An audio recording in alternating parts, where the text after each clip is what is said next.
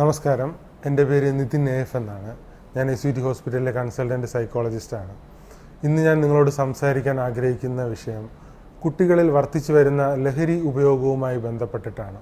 നമ്മുടെ നാട്ടിൽ നിന്ന് ധാരാളം വിഷയങ്ങൾ അതുമായി ബന്ധപ്പെട്ട് ചർച്ചകളും പ്രശ്നങ്ങളൊക്കെ നടന്നുകൊണ്ടിരിക്കുന്ന നാളുകളിലാണ് നാം ജീവിക്കുന്നത്. അപ്പോൾ ഈ ലഹരി വിമുക്തമാക്കണമെങ്കിൽ കൂടുതലും ചർച്ചകൾ ഇന്ന് പോകുന്ന ഡയറക്ഷൻ ശരിയായ ഡയറക്ഷനിലേക്കല്ല. കാരണം അവയെല്ലാം തന്നെ സപ്ലൈ ലെവൽ മാനേജ്മെൻറ്റിലേക്കാണ് പോകുന്നത്, അല്ലെങ്കിൽ അവ ലഭ്യത കുറയ്ക്കാൻ വേണ്ടിയിട്ടാണ് ശ്രമിക്കുന്നത്. അത് ആത്യന്തികമായിട്ടുള്ള അല്ലെങ്കിൽ ഏറ്റവും എഫക്റ്റീവായിട്ടുള്ളൊരു സൊല്യൂഷൻ അല്ല. അപ്പോൾ ഡിമാൻഡ് ലെവലിൽ നമുക്ക് എങ്ങനെ അത് കുറയ്ക്കാൻ കഴിയുമെന്നുള്ളതാണ് ഏറ്റവും പ്രധാനപ്പെട്ട കാര്യം. അപ്പോൾ അത് കുറയ്ക്കണമെങ്കിൽ തീർച്ചയായും കുട്ടികളും അവരുടെ പാരൻസും വിചാരിച്ചാൽ മാത്രമേ ആ ഒരു ഡിമാൻഡ് കുറയ്ക്കാനായിട്ട് കഴിയുകയുള്ളൂ.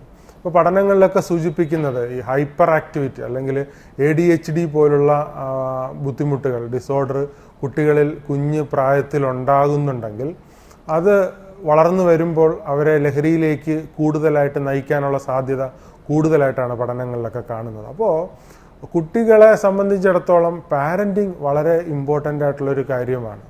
ഇപ്പോൾ സാധാരണ പാരൻസ് അല്ലെങ്കിൽ ഭൂരിഭാഗം പാരൻസും ചെയ്യുന്നത് കുട്ടികൾക്ക് ആവശ്യമുള്ളതെല്ലാം ചോദിക്കുന്നതിനേക്കാൾ കൂടുതൽ വാങ്ങിക്കൊടുത്തു കഴിഞ്ഞാൽ കുട്ടികൾ സന്തോഷത്തോടെ ഇരിക്കും, അല്ലെങ്കിൽ അവർ നമ്മളെ അനുസരിക്കും, നമ്മളെ സ്നേഹിക്കും എന്നുള്ളൊരു തെറ്റിദ്ധാരണയിലാണ് പാരൻസൊക്കെ കുട്ടികളെ വളർത്തിക്കൊണ്ടുവരുന്നത്. അത് തീർത്തും തെറ്റായ ഒരു പാരൻറ്റിങ് സ്ട്രാറ്റജിയാണ്. അപ്പോൾ കുട്ടികൾ വളർന്നു വരുമ്പോൾ അവരുടെ നീഡ്സും വാൺസും ഉണ്ട്. ഇപ്പോൾ മിൽക്ക് അല്ലെങ്കിൽ അതുപോലെ തന്നെ ബേസിക് ആയിട്ടുള്ള ഫുഡ്, ബ്രെഡ്, അങ്ങനത്തെ കാര്യങ്ങൾ, അവരുടെ ഡ്രസ്സ്, അതുപോലെ അങ്ങനത്തെ കാര്യങ്ങളെല്ലാം തന്നെ നീഡ്സ് കാറ്റഗറിയിലാണ് വരുന്നത്. ഇത് നമ്മൾ 100% മീറ്റ് ചെയ്യേണ്ടതായിട്ടുണ്ട്. അതേസമയം വാൺസ് കാറ്റഗറിയിൽ വരുന്നത്, അതായത് ഐസ്ക്രീം, ചോക്ലേറ്റ്, സ്വീറ്റ്സ്, പാക്കേജ്ഡ് ആയിട്ടുള്ള പുറത്തുനിന്ന് വാങ്ങുന്ന ഫുഡ്, അല്ലെങ്കിൽ റെസ്റ്റോറൻറ്റിൽ പോകുന്ന സിറ്റുവേഷൻ, എക്സ്പെൻസീവ് ആയിട്ടുള്ള ടോയ്സ്, എക്സ്പെൻസീവ് ആയിട്ടുള്ള ഡ്രസ്സ്, ഇതെല്ലാം തന്നെ വാൺസ് കാറ്റഗറിയിലാണ് വരുന്നത്. ഈ വാൺസ് കാറ്റഗറിയിൽ വരുന്നത് നമ്മൾ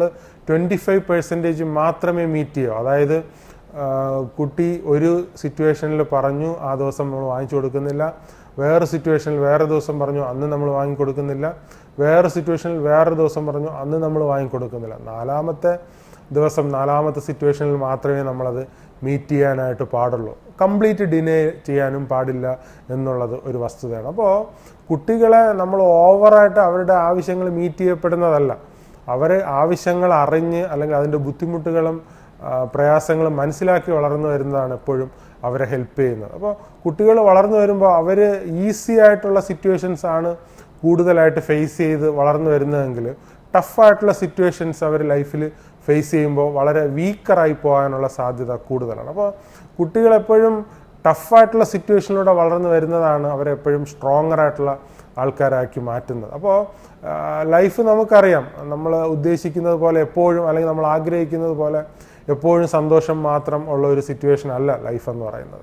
വളരെ ടഫായിട്ടുള്ള സിറ്റുവേഷനിലൂടെ നമ്മൾ കടന്നു പോകും. ചിലപ്പം ഫെയിലുവേഴ്സ് ഉണ്ടാവും, എക്സാമിലുണ്ടാവുന്ന ഫെയിലുവേഴ്സ് ആയിരിക്കാം, അല്ലെങ്കിൽ മറ്റു കുട്ടികളുമായിട്ടുള്ള ഇൻട്രാക്ഷൻ അല്ലെങ്കിൽ റിലേഷൻഷിപ്പിലുള്ള പ്രശ്നങ്ങളായിരിക്കും. അങ്ങനെ ടഫായിട്ടുള്ള സിറ്റുവേഷൻസിലൂടെ അൺഎക്സ്പെക്റ്റഡ് ആയിട്ട് പല കാര്യങ്ങളും നമ്മുടെ ലൈഫിലേക്ക് സംഭവിക്കും എന്നുള്ളതൊരു വസ്തുതയാണ്. അപ്പോൾ ആ സിറ്റുവേഷനിലെല്ലാം കുട്ടികൾ സ്ട്രോങ് ആയിട്ട് അതിനെ ഫേസ് ചെയ്യണമെങ്കിൽ തീർച്ചയായിട്ടും കുട്ടികൾ ടഫായിട്ടുള്ള അല്ലെങ്കിൽ ഡിസിപ്ലിൻഡ് ആയിട്ടുള്ള സിറ്റുവേഷനിലൂടെ വളർന്നു വരേണ്ടത് വളരെ അത്യാവശ്യമാണ് എന്നുള്ളതൊരു വസ്തുതയാണ്. അത് പാരൻസ് എപ്പോഴും മനസ്സിലാക്കിയിരിക്കേണ്ടുന്ന ഒരു പ്രധാനപ്പെട്ട കാര്യം തന്നെയാണ്. അപ്പോൾ കുട്ടികളെ നമ്മൾ എത്രത്തോളം എഫക്റ്റീവായിട്ടുള്ള അല്ലെങ്കിൽ ഫങ്ഷനിങ് ആയിട്ടുള്ള ഒരു പാരൻറ്റിങ് മെത്തേഡിലൂടെ അവരെ കൊണ്ടുവരികയാണെങ്കിൽ അവർ അക്കാഡമിക്കലി നല്ല പ്രോമിസിങ് ആയിട്ടുള്ള കുട്ടികളായിട്ട് മാറും.